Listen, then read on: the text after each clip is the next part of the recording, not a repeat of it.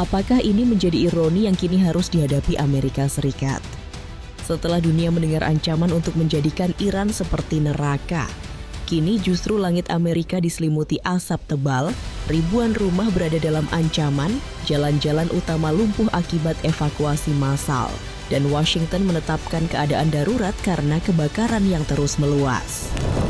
Sekadar kebetulan, atau sebuah ironi yang membuat banyak orang menghubungkannya dengan pernyataan para pemimpinnya. Di balik kobaran api yang melanda Oregon dan Washington, tersimpan fakta tentang krisis iklim, kebijakan pemerintah, hingga perdebatan sengit yang memecah opini publik. Lalu, seberapa besar sebenarnya bencana ini? Mengapa api begitu sulit dipadamkan?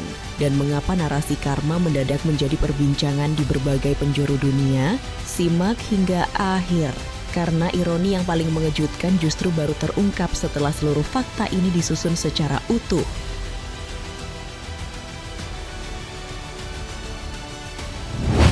Gelombang kebakaran yang kini melanda Oregon dan Washington ternyata bukan muncul secara tiba-tiba. Semuanya bermula pada pertengahan Juli 2026 ketika kawasan Pacific Northwest baru saja diterpa salah satu gelombang panas paling ekstrem dalam beberapa tahun terakhir.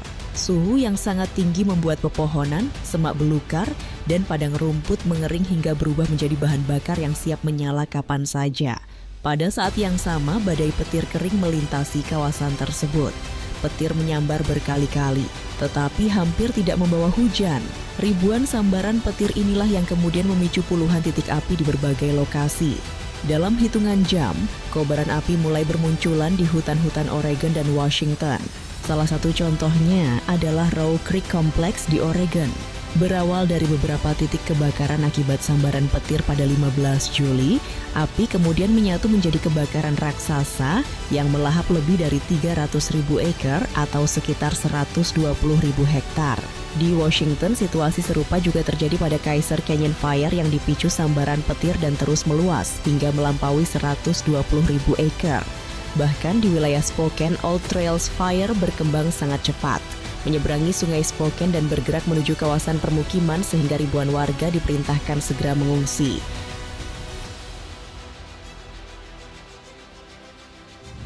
Memasuki akhir Juli hingga awal Agustus, situasi berubah menjadi semakin mengkhawatirkan.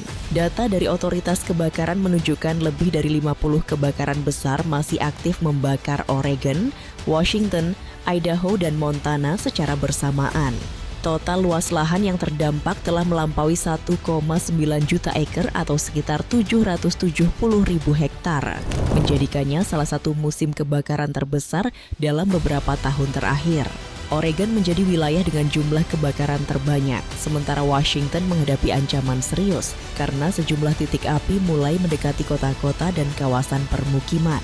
Kondisi tersebut mendorong pemerintah negara bagian Washington menetapkan status keadaan darurat. Di Spokane County, evakuasi pada level tertinggi pun diberlakukan.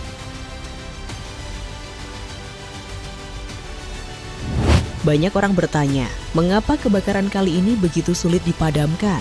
Jawabannya karena hampir seluruh faktor alam yang memperbesar kebakaran terjadi dalam waktu yang bersamaan. Gelombang panas berkepanjangan membuat vegetasi kehilangan hampir seluruh kelembapannya. Petir kering menciptakan puluhan titik api hanya dalam waktu singkat. Setelah itu datang front udara kering yang membawa embusan angin sangat kencang. Kombinasi suhu tinggi, kelembapan yang sangat rendah, dan angin kencang menciptakan kondisi yang oleh Badan Cuaca Nasional Amerika disebut sebagai particularly dangerous situation, yaitu peringatan yang hanya dikeluarkan ketika potensi penyebaran kebakaran berada pada tingkat paling ekstrem. Dalam kondisi seperti itu, api dapat meluas dengan sangat cepat, berubah arah secara tiba-tiba, bahkan membentuk awan asap raksasa atau pyrocumulus yang terlihat jelas dari citra satelit.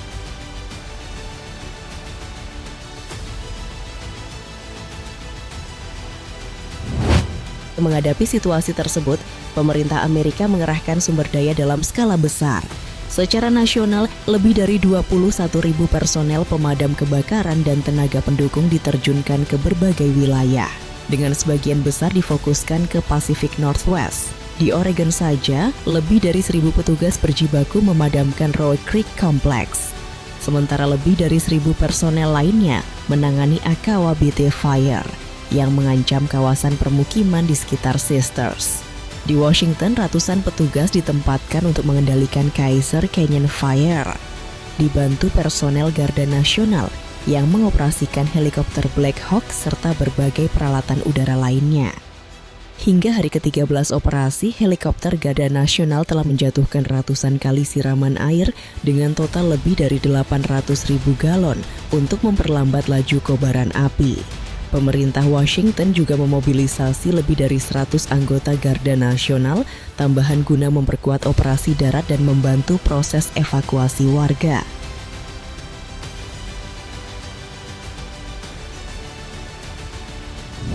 Namun, besarnya jumlah personel tidak otomatis membuat kebakaran cepat berhasil dipadamkan. Para petugas harus menghadapi tantangan yang luar biasa berat. Sebagian besar titik api berada di kawasan pegunungan dengan lereng curam dan hutan lebat, sehingga sulit dijangkau kendaraan pemadam. Asap pekat berkali-kali mengurangi jarak pandang hingga operasi helikopter harus dihentikan demi keselamatan penerbangan. Di sisi lain, arah angin yang terus berubah membuat garis pertahanan yang telah dibangun selama berjam-jam bisa ditembus api hanya dalam hitungan menit. Setiap hari muncul titik-titik kebakaran, baru akibat sambaran petir maupun bara api yang terbawa embusan angin. Semakin lama kebakaran berlangsung, semakin besar pula kerusakan yang ditinggalkannya. Di kawasan Pacific Northwest, jutaan acre lahan telah berubah menjadi hamparan abu, hutan produksi, kawasan konservasi, padang rumput, hingga habitat satwa liar ikut dilalap kobaran api. Selain kerusakan lingkungan, kebakaran juga menghantam kehidupan masyarakat. Ribuan warga di Oregon dan Washington terpaksa meninggalkan rumah mereka setelah pemerintah mengeluarkan perintah evakuasi. Dampak ekonomi pun terus membengkak dari hari ke hari. Di tengah krisis tersebut, perhatian publik juga tertuju pada kebijakan pemerintahan Presiden Donald Trump. Sejak kembali menjabat, Trump mengambil sejumlah langkah yang memicu perdebatan luas. Pemerintahannya mencabut dasar kebijakan yang selama bertahun-tahun menjadi landasan Badan Perlindungan Lingkungan Amerika atau EPA dalam mengatur emisi gas rumah kaca. Trump menyebut langkah tersebut sebagai deregulasi terbesar dalam sejarah Amerika dan beralasan bahwa kebijakan itu akan mengurangi beban ekonomi serta menghemat biaya bagi masyarakat maupun dunia usaha. Namun, banyak ilmuwan, mantan pejabat, dan kelompok lingkungan menilai keputusan itu justru melemahkan kemampuan pemerintah dalam menghadapi perubahan iklim. Penting untuk dicatat, belum ada bukti bahwa kebijakan tersebut secara langsung menyebabkan kebakaran yang sedang terjadi. Akan tetapi, para pengkritik berpendapat bahwa melemahnya kebijakan pengendalian emisi dapat memperburuk tren jangka panjang yang meningkatkan risiko cuaca ekstrem serta musim kebakaran.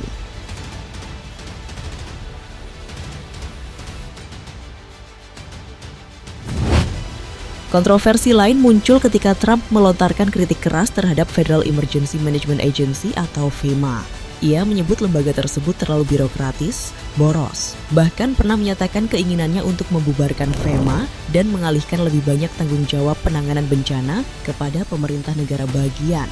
Kritik itu muncul setelah Trump menilai FEMA tidak efektif dalam merespon sejumlah bencana sebelumnya.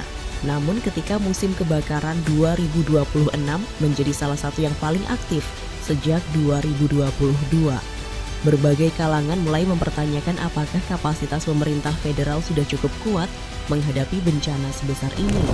Di sisi lain, para pendukung Trump berargumen bahwa kebakaran hutan di wilayah barat Amerika merupakan persoalan yang telah berlangsung selama bertahun-tahun dan dipengaruhi oleh banyak faktor, sehingga tidak tepat apabila seluruh tanggung jawab diarahkan kepada pemerintahan saat ini. Perdebatan itu pun terus berlangsung di tengah upaya pemadaman yang hingga kini belum selesai.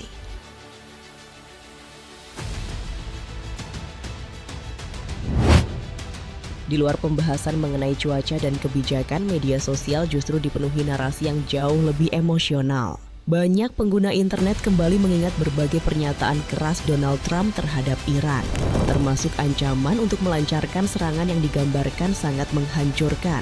Ketika wilayah Amerika kemudian dilanda kebakaran besar dengan langit memerah dan asap tebal, bermunculan komentar yang menyebut peristiwa tersebut sebagai sebuah ironi.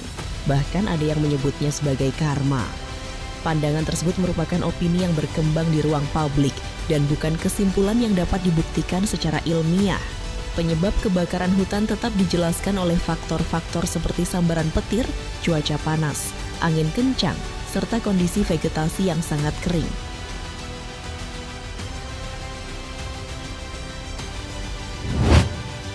Hingga saat ini ancaman kebakaran masih belum benar-benar berakhir. Di berbagai wilayah Oregon dan Washington masih terdapat puluhan kebakaran besar yang belum sepenuhnya berhasil dikendalikan. Sejumlah kawasan bahkan baru mencapai tingkat pengendalian yang rendah. Sementara para petugas terus memperkuat garis pertahanan agar api tidak merambat ke permukiman baru. Perakiraan cuaca memang memberikan sedikit harapan karena kecepatan angin diperkirakan menurun dibanding beberapa hari sebelumnya. Namun selama panas ekstrem, kekeringan dan angin kencang masih mendominasi kawasan barat Amerika. Setiap sambaran petir maupun percikan api kecil tetap berpotensi memicu kembali bencana berskala besar.